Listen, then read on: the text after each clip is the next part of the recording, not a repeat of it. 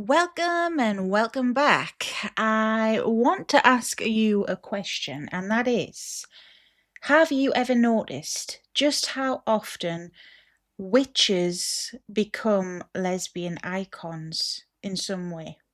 Now, I am not just talking canonically queer witches, I mean all witches. And we can look at witches in pop culture like Agatha Harkness, who, yes, is now canonically queer, but we can look at other archetypes like Maleficent or the Sanderson sisters from Hocus Pocus. These people, these witches, are not canonically queer, but they are often identified with queer culture. You see, even these women who are technically witches somehow end up getting folded into the same category, and that's the mysterious woman, the outsider, maybe the person that lives alone, maybe the person who is a healer or has knowledge or refuses to obey, mainly. Now, again and again, queer women seem drawn towards these figures. And if you spend enough time in lesbian spaces, then you'll notice something else, that a surprising number of lesbians don't just enjoy witches, they identify with them. The archetype of a witch becomes a symbol and a reflection, a way of them understanding themselves. But why is that? Why does this archetype have such a grip on queer women? Why does the witch keep returning as a lesbian icon across generations? Why is it that so many queer women can see themselves in a figure that historically has been feared, demonized, and cast out? Well, today's video, I want to go into the history of the witch archetype and explore the connection between witches and queer women. And I also want to discuss why a witch might be one of the most enduring symbols of lesbian identity ever created. So, first we've got to ask, what is the witch archetype? And before we can talk about the queer side of things, before we can talk about lesbians, we've got to dissect what is the witch. You see, the witch is much older than Halloween decorations and pointy hats and those stereotypes. She, or sometimes he, yes, but this is about the she, is a symbolic figure that appears across cultures and centuries and time periods, right? While the details change, there are certain themes that remain remarkably consistent, and that is that the witch exists outside of society. She lives beyond accepted boundaries. She has knowledge others don't have. She's feared because she can't be controlled, and she is powerful without permission. Perhaps the most important thing of all, though, is that she doesn't need a man or a significant other to define her existence. And that last part is critical because historically, and as reductive as this is, women were expected to exist in a certain way and in certain structures. They were a daughter, a wife, a mother, a servant, even a woman who existed outside of those structures was often viewed with suspicion.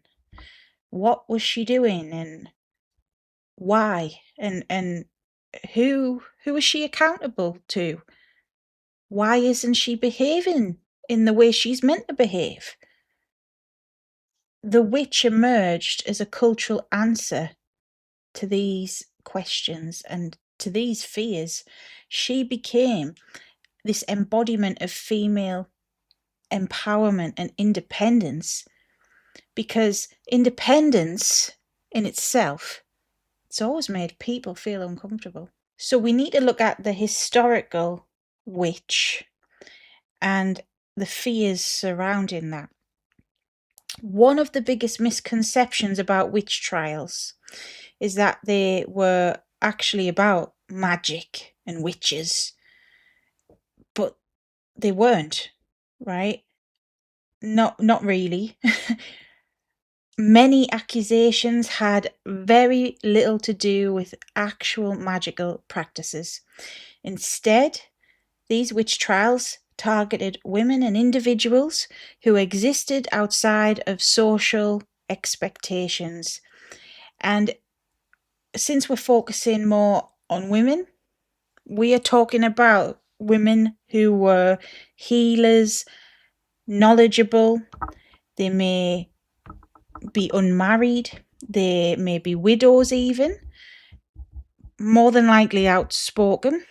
They might have some money or own property, more than likely live alone. But ultimately, they were different. They were different to the norm. And for centuries, queer women occupied a similar social position because they didn't fit into any expected roles. They didn't marry men, although some, of course, would have no choice. But those who didn't, they would live with a special friend, right? A companion. They didn't participate in the societal norms. They existed in ways that felt disruptive. So, the witch as an archetype became a convenient symbol for women who refused to conform. And while historical witch hunts were beyond horrific, they were complex as well. And it wasn't just women that suffered in them either. However, the cultural image that emerged after them created something unexpected. And that is that the witch became a symbol of resistance, and women society feared became the women that people secretly admired. So we need to talk as well about feeling like an outsider, because I think a lot of queer women and lesbians and queer people in general can connect more strongly to this. Queer people in general, myself aside, and others like me, but they're not out there casting spells and practicing witchcraft in general, okay? Queer does not equal witch. However, queer people the world over can understand what it means to be an outsider. And for many queer women, growing up feels different long before they understand why it feels different. I know it did for myself. You feel disconnected from expectations around femininity, relationships you're supposed to have, goals in life that you want, all these things, they look different to queer women than what society expects, you could say. And they look at things like marriage, family, relationships, friendships, even in a different way sometimes. And so does the archetype of the witch, because the witch almost never belongs anywhere. She's sometimes tolerated, sometimes feared, often misunderstood, but she is very, very rarely accepted. And when you see queer women, they may identify with witches in stories because they often recognize that from their own lives, from something deeply familiar within themselves. It's that outsider feeling, the loneliness of it, the the resilience it can bring, and having to survive as well, having to tap into something where you just cope. You just cope with getting by, you know? And that is the archetype of that witch spirit. Now, this leads into the witch being a powerful symbol, because this is the interesting thing, you know, and this is speaking generally, okay? Generally, broadly speaking here, but in stories, if the masculine or men gain power in stories, they are usually revered as heroes. And this is the case in, ancient mythologies, right up to modern day movies. For some reason, I'm thinking of Mission Impossible or even Superman, right? But usually, if the feminine gain power, often, not always, but often, they can be perceived as dangerous and even villainous. Have a think about that. How many female villains are simply powerful women that refuse to conform? How many witches become the villain in a story because they don't submit?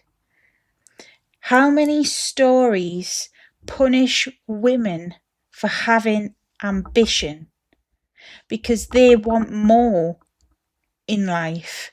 They may have desire and they may want autonomy. The witch archetype sits directly in the middle of this because she possesses power that cannot be granted or revoked by the traditional authority.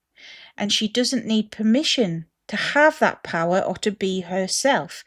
And that is why she becomes threatening. And so, for many lesbians and queer women, this can really resonate, because being queer, you often have to build a life outside of traditional expectations, and you have to create your own sense of community as well as identity without society's approval of that. And the witch in herself becomes a symbol of power. And this leads us on to, why do lesbians love witches in pop culture? I'm going to give some examples because this pattern shows up in quite a lot of things. And the first example I'm going to give is a personal favourite of my own, and that is Agatha Harkness. Now, Agatha Harkness, you may know her from Marvel and the Marvel Cinematic Universe. And as a character, long before she was canonically Sapphic, many queer women had already claimed Agatha, and that is because she's a witch. She's an outsider. Nobody truly knew her motives or trusted her. She survived. She existed on the fringes of society, and she had a power that could frighten people. She often went underestimated as well.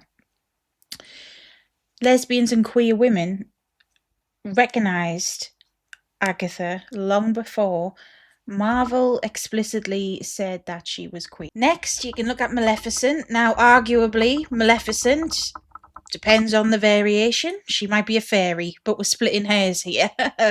Maleficent, in all of her iterations, has been a lesbian icon for decades. And that's not because she is queer. No, it's because she embodies queer-coded traits. She is different, powerful. She exists independent. She embodies otherness, and she refuses to conform. Then the movie, the whole gathering of girls from The Craft. The witches in The Craft are not just magical, they're angry. And there's a lot to unpack in that movie, but they are angry, and justly so. It's like a sacred rage that they hold, and They feel alienated. They are searching for a sense of belonging, and they make their own sense of belonging. They become their own community. And again, we see the same sorts of themes. The witch being a metaphor for identity, for power, and for transformation. And that leads us perfectly onto the witch and the chosen family. One of my favourite aspects of witch stories is often how they involve found family, whether it is sisterhoods or covens, communities built by choice other than obligation. And that resonates deeply with queer culture because a lot of us have to have chosen family. It's always been important to all LGBTQ plus communities. Many queer people have had to build support systems for themselves outside of traditional family. In popular culture, the witch's coven reflects this reality. A group of outsiders creating a sense of belonging together, not because society welcomed them, but because they welcomed each other. They found a sense of belonging with one another. We have to think as well about another form of this archetype, the archetype of the witch, but also the outsider, the monster, and the queer woman. There is a quote that appears in discussions of marginalized identities, and it goes something like this: when society calls you a monster long enough, eventually you start identifying with the monsters. And I think something similar happens with witches. You see, being a witch, it becomes a reclamation. Witch was used as a dirty word, really. Something that was to be feared and shunned and shamed. But as I've discussed, it's now a symbol of empowerment, right? Being a witch is about reclaiming your identity. The thing that is supposed to strike fear into people and make you ashamed becomes something you should be proud of, something that should offer you some strength. Being marginalized becomes a community, and it stops being an insult. It becomes an aspiration. I know this myself. I am a practicing witch. Some of you may know me from my other YouTube channels. I am a witch, and I have witch in my usernames, plural, including this channel, because I am not ashamed of that. Me identifying as a witch is reclaiming that. I'm proud of who I am as a queer woman myself and as a witch. Some things you don't get to choose in life, but I have been able and fortunate enough to choose the label I go by, and I'm not ashamed of that. So, in conclusion, I don't think that lesbians identify with witches because of magic. Some of us might, myself included. I think that really it's because we understand that what it means basically to be an outsider, to be feared and misunderstood and discriminated against. We understand what it's like to be told there's only one acceptable way to exist, but we refuse to anyways because we can't help who we are who we are. And when it comes to the archetype of the witch, she is who she is, and she survives and adapts, and she creates a life for herself. And again throughout history, the witch has represented women who could not be neatly contained, women who existed beyond expectations and built lives on their own terms. And perhaps that's really why queer women keep returning to her. It's not because she casts spells. It's It's because she reminds us that there is power in being yourself. Stand at the edge of society if you have to, and be proud to be yourself. Do not make yourself smaller to be more comfortable. Being a witch is not really about magic. It's about being free. And maybe that's why she will always feel like a little bit of one of us. And so, I want to ask you a question. What fictional witch has made you feel seen? Let me know in the comments. And if you enjoyed, please remember, hit the bell, hit subscribe, hit like. It really helps the channel. And thank you again for being here. Take care. Until next time. Bye-bye.